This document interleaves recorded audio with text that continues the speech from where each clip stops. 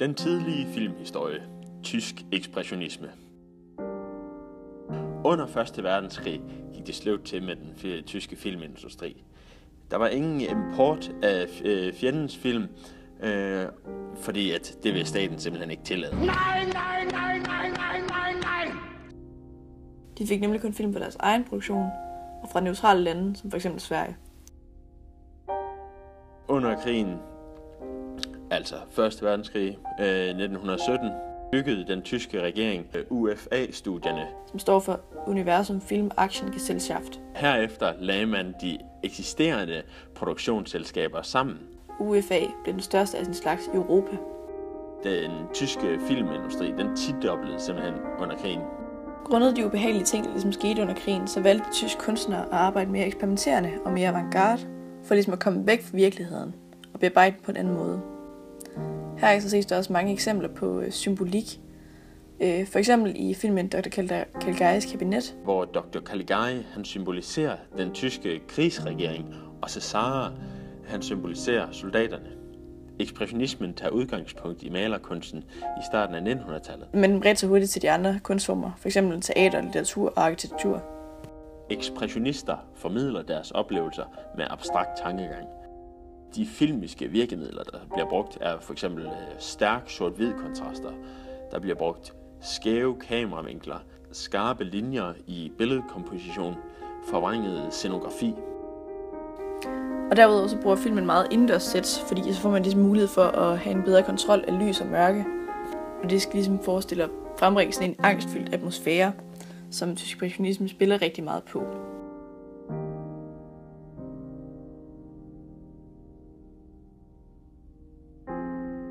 Vi starter med en total af en dame, som sover. Dernæst en total af Cesare, som går søvngang. Det er meget tydeligt, at det er indendørs setting, på grund af det er malet på væggen. Og så bliver der klippet tilbage til damen igen, hvor Cesare han indtræder i baggrunden. Der klippes tættere ind på totalen af kun Cesare, hvor billedets hjørner er mørklagte. Dette skaber kælkede linjer, hvilket understøtter en kaotisk handling, mens Cesare stjæler damen.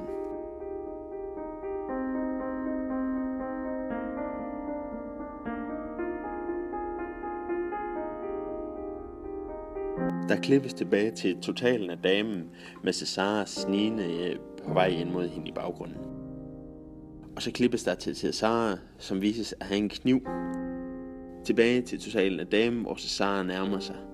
Så man kan se, at er sort-hvid kontrasten stor, og der er skarpe linjer på væggene.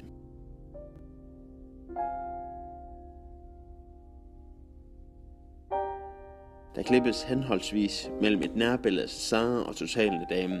Dette bruges til, da Cesare ombestemmer sig. Nærbilledet bruges til at få Cesares følelse med, sådan at publikum kan føle med ham. Da damen vågner, opstår der panik, og der klippes til et nærbillede af Cesare og damen, hvor publikum kan se deres ansigtstræk. Der bruges synlig klipning i form af jump cut, som understøtter den paniske situation. Der klippes til en total af husets andre sovende, meget kælkede linjer i form af sengens position. Der klippes tilbage til Cesare, som stikker af med damen. De to mænd løber ind og opdager til deres rædsel, at kvinden er væk.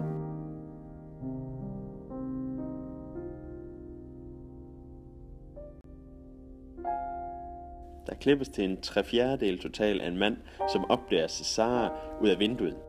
Der klippes til et billede af Cesare, der løber på hustagene. Det er et meget typisk tysk ekspressionistisk sæt med meget forvrænget scenografi, og det er meget tydeligt, at sættet er bygget og malet indendørs.